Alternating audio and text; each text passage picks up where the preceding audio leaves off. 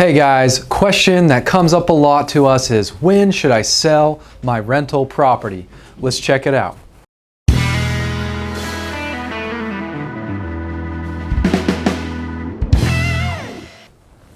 So guys, when should I sell my rental property? That is a great question, and I think obviously the obvious answer is you should sell it when you're going to make money when you sell it. So why don't we first think about what it takes to sell your property.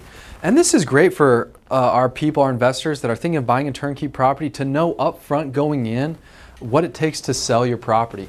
So you're probably going to need and want to use a realtor. I believe this is the best way to sell it because that goes out to tens of thousands of people on the MLS, multiple listing service. Yes, the realtor does charge a 6% of the sell price commission. 3% of that would go to the listing agent and 3% would go to the buyer's agent. But I just think you'll still be able to sell it for top dollar, more than 6%, trying to sell it by yourself. Pros and cons of that: if you're more experienced, maybe you can try selling it out, selling your property seller, for sale by owner. But so you're going to have a realtor fee when you sell your house. Then you're going to have closing costs. Okay, so closing costs, there's title fees and other things associated with that. But I would just estimate around 1% of the sell price if it's in kind of the $100,000 to $200,000 range. So let's just call it, $1,500 in closing costs. Now sometimes if you're selling to a homeowner, they sometimes want you to pay their closing costs, which can be up to 3%, but that's negotiable and depends on market conditions. So that can sometimes be 4 to $7K, just depending on the sale price.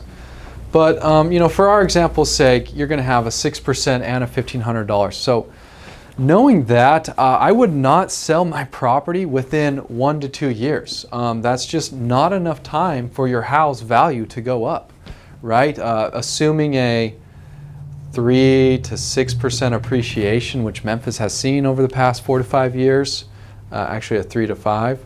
You're going to want to wait more years than that. And really, you want to look at real estate in the 5+ or 10+ time frame. That's when you're really going to see the value of real estate, and the compounding effects of appreciation and rent appreciation really help you out.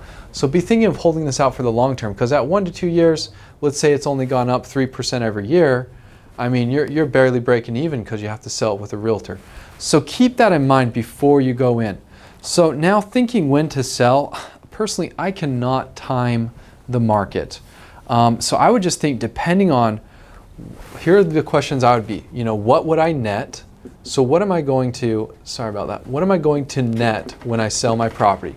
Kind of run this quick calculation. You can go to a title company and they can give you a quote on what their closing costs are and title fees are. So think, what am I going to net, okay? Have I made a good ROI? Am I going to make a profit on that? How much? Then what are you going to do with the equity and the capital that you made on the proceeds of that sale? Do you have another investment lined up? If yes, and you think it's going to be a great return, then yes, I would do that.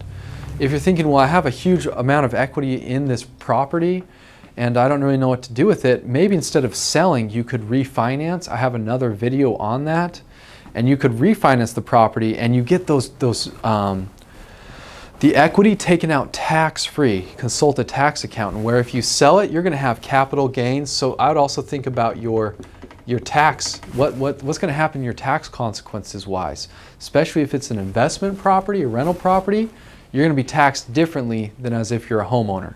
So consider those things, consult a tax accountant.